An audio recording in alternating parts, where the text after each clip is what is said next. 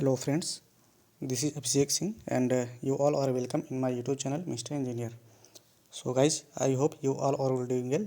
So guys, in this video I am going to tell you about OOPS concept in PHP. Okay, तो guys हम इस video में object oriented programming के बारे में details में बात करेंगे, जैसे कि ऑब्जेक्ट ओरिएंटेड प्रोग्रामिंग क्या होता है, इसके क्या बेनिफिट्स हैं और इसमें ऑब्जेक्ट क्या होता है, ठीक है, क्लास क्या होता है और इनहेरिटेंस, पॉलीमॉर्फिज्म, ये सब क्या होता है। तो इसके बारे में हम डिटेल में बात करेंगे आज, ठीक है। ओके, सो सबसे पहले हम ये जान लेते हैं कि ऑब्जेक्ट ओरिएंटेड प्रोग्रामिंग क्या होता है, ठीक है।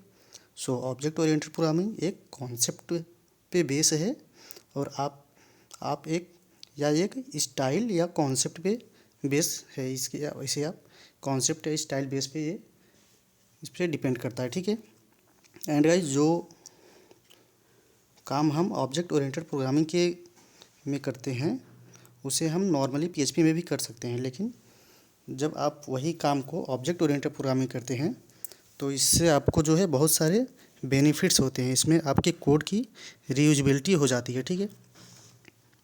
एंड गाइस, इसमें होता क्या है कि इसमें हर चीज़ एक ऑब्जेक्ट के फॉर्म में होती है, ठीक है।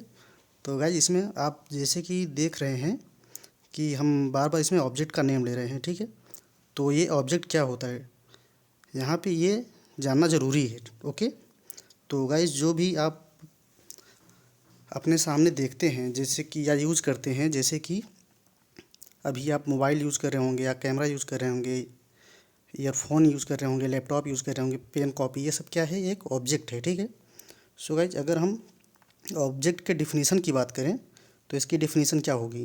तो object is a compound data type along with arrays value of more than one types can be stored together in a single variable and object is an instance of either a built in और user defined class, ठीक है।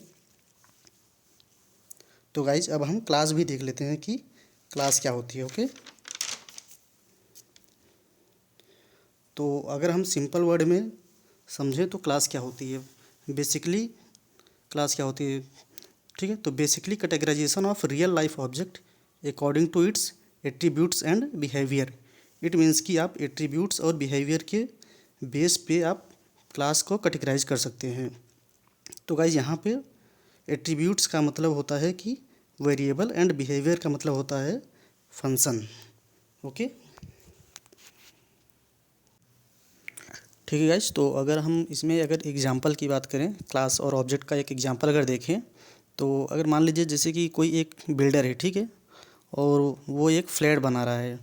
तो उस flat को बनाने के लिए सबसे पहले उसके पास एक ब्लूप्रिंट होना चाहिए, ठीक है। मीन्स उसका जो है जो ब्लूप्रिंट है वो वहाँ पर क्या होगा, उसका एक तरह से क्लास होगा, ठीक है। और उस ब्लूप्रिंट के थ्रू जो है जो मल्टीपल जो है वो अलग अलग फ्लैट्स बनाता है, वो क्या होगा, उसका ऑब्जेक्ट होगा, ठीक है। तो ये इस तरीके से हम इसको समझ सकते हैं कि यहाँ पे जो भी उस फ्लैट का हमारा जो है ब्लूप्रिंट है वो उसके क्लास हो गई, और जो वहाँ पे वो अलग अलग उस ब्लूप्रिंट के थ्रू जो भी अलग अलग फ्लैट बना रहा है, और उस फ्लैट में जो भी जैसे कि उस फ्लैट में कितने रूम्स हैं, कितने किचन्स हैं, कितने बाथरूम्स हैं, वो सब क्या हो गए, उसके जो है ऑब्जेक्ट्स हो गए, ओके। एंड गाइज, अगर हम ओप्स कॉन्सेप्ट की बेनिफिट्स की बात करें तो इसके कुछ बेनिफिट्स हैं, तो इसको मैं पॉइंट वाइज पॉइंट में आपको यहाँ पे बता दे रहा हूँ कि जैसे कि फर्स्ट वन है trouble shooting is easier with the OOPS language, okay. And second है कोड रीयूजेबिलिटी, थर्ड है प्रोडक्टिविटी, फोर्थ है डेटा रिडंडेंसी, फिफ्थ है कोड फ्लेक्सिबिलिटी, सिक्स्थ है सॉल्विंग प्रॉब्लम्स, सेवेंथ है सिक्योरिटी, ओके गाइज। तो अब हम जो है यहाँ पे आपको अपने स्क्रीन पे लेके चलेंगे। यहाँ पे देख रहे हैं आप, मैंने यहाँ पे जो है ऑनलाइन पीएचपी कंपाइलर ओपन कर रखा है। तो यहाँ पे हम आपको जो है सबसे पहले दिखाएंगे कैसे यहाँ पे क्लास क्रिएट करेंगे, कैसे ऑब्जेक्ट फंक्शन क्रिएट करेंगे और कैसे उसको कॉल करेंगे, ओके। ओके गाइस, तो सबसे पहले यहाँ पर हम क्या करेंगे, क्लास बनाएंगे। ठीक है, तो क्लास बनाने के लिए हम यहाँ पे क्लास कीवर्ड का यूज़ करेंगे। ठीक है, क्लास, और यहाँ पे जो भी हमारे क्लास का नेम हम रखना चाहते हैं उसका नेम रखेंगे। ठीक है, जैसे कि हम यहाँ पे ले लेते हैं क्लास 1। ठीक है, यहाँ पे कर्ली ब्रैकेट स्टार्ट करेंगे। तो अब इसके अंदर हम क्या करेंगे, यहाँ पे हम फंक्शन क्रिएट करेंगे। ठीक है, फंक्शन हम fun1 ले लेते हैं। ठीक है, ओके, यहाँ पे हम इसको जो है कर्ली ब्रैकेट स्टार्ट करेंगे, बंद करेंगे। यहाँ पे हम क्या करेंगे, इको कराएंगे कुछ भी जो भी हमें कराना है। मान लीजिए हम यहाँ पे इको करा लेते हैं टेस्ट। ठीक है, तो ये हमने क्या करा लिया, इको टेस्ट करा लिया। ठीक है, अब हम क्या करेंगे कि इसको कॉल करने की कोशिश करेंगे, देखते हैं ये कॉल होता ही नहीं होता। तो हम यहाँ पे जो है डायरेक्ट अभी इसको अगर हम कॉल करते हैं यहाँ से, तो देखेंगे कि गाइज यहाँ पे एरर आ गई है। ठीक है, हम इसको जो है एरर क्या आई है, uncaught error call to undefined function. ठीक है, यानी कि ये फंक्शन भी अनडिफाइंड है। ठीक है, तो हम इसको जो है डायरेक्टली कॉल नहीं कर सकते। इसको हमें कॉल करने के लिए क्या करना पड़ेगा कि हमें इस क्लास का ऑब्जेक्ट बनाना पड़ेगा। ठीक है, तो अब हम क्या करेंगे, क्लास का ऑब्जेक्ट बनाएंगे। तो क्लास के ऑब्जेक्ट बनाने के लिए हम सबसे पहले एक वेरिएबल में बनाएंगे डॉलर ऑब्जेक्ट करके, यहाँ न्यू कीवर्ड यूज़ करेंगे। ठीक है, किसी क्लास का ऑब्जेक्ट बनाने के लिए न्यू कीवर्ड यूज़ करते हैं। ठीक है, तो अब हमारे क्लास का जो नेम है क्या है, क्लास 1। ठीक है, अब हमने क्या किया है, यहाँ पर ऑब्जेक्ट बना लिया है इस क्लास का। अब हम क्या करेंगे, इस ऑब्जेक्ट के थ्रू अपने इस फंक्शन को कॉल करेंगे। ठीक है, तो हम कॉल करते हैं इसको डॉलर और बीजे से क्या कॉल करेंगे, फंक्शन अपना 1। ठीक है, यहाँ पे हम सेमीकोलन लगा देंगे। अब इसको क्या करेंगे, रन करेंगे। ठीक है, तो ये रन कर दिया हमने।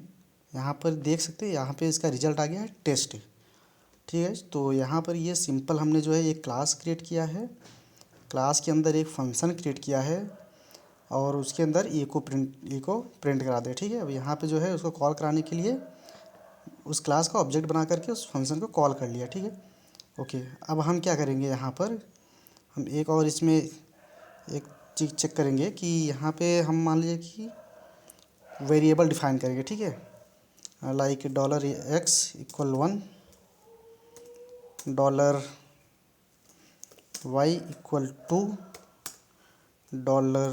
$z=3। ठीक है, तो अब हम क्या करेंगे कि इस वेरिएबल को हम अपने फंक्शन के अंदर कॉल करेंगे। ठीक है, तो हम कॉल करते हैं इसको, देखते हैं ये कॉल होगा कि नहीं होगा। तो हम इसके लिए जो है सबसे पहले यहाँ पर $x, ओके, ठीक है, यहाँ पे हम इसको रन करेंगे।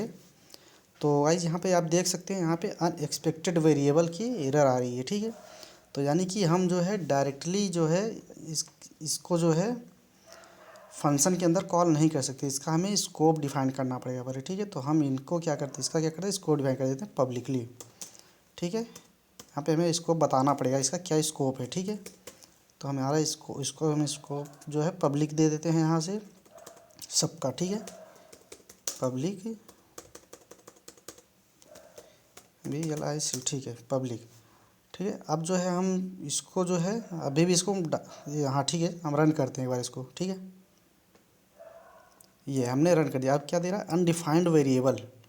ठीक है, अब क्या दे रहा है, अनडिफाइंड वेरिएबल। तो यानी कि हम इसको डायरेक्ट ऐसे कॉल, अब यहाँ पे जो है हम क्लास की जो है वेरिएबल को कॉल करने के लिए हम यहाँ पे दिस का यूज़ करेंगे। ठीक है, तो यहाँ पर हम क्या यूज़ करेंगे, दिस का, डॉलर दिस, और कुछ इस तरीके से। तो हम अगर यहाँ पे एक्स को कॉल करें तो डॉलर दिस यूज़ करके हम इसको कॉल कर सकते हैं। ठीक है, तो ये देखिए यहाँ पर जो है 1 हमारा कॉल हो चुका है। ठीक है, अब हम जो है मान लीजिए कि हम x और y के अगर सम करें तो यहाँ पे $x plus $this y, okay.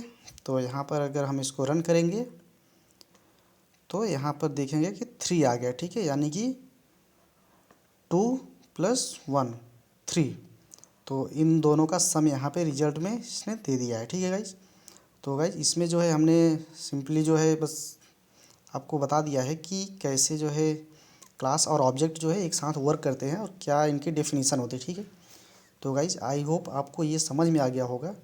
और अगर आपको कोई इसमें कन्फ्यूज़न है, कोई डाउट है, या फिर अगर आप कुछ एक्स्ट्रा ऐड ऑन करना चाहते हैं इसमें, तो आप कमेंट के थ्रू हमें बता सकते हैं, ठीक है। और गाइज़ इसके बाद जो हमारी नेक्स्ट वीडियो आएगी इसमें जो है कंस्ट्रक्ट और डिस्ट्रक्ट की आएगी, ठीक है। जो हमारी नेक्स्ट सेकंड वीडियो होगी वो कंस्ट्रक्ट और डिस्ट्रक्ट पे होगी। तो गाइज़ आई होप आपको ये समझ में आ गया होगा। तो please don't forget to like, share and subscribe. Thank you guys, bye.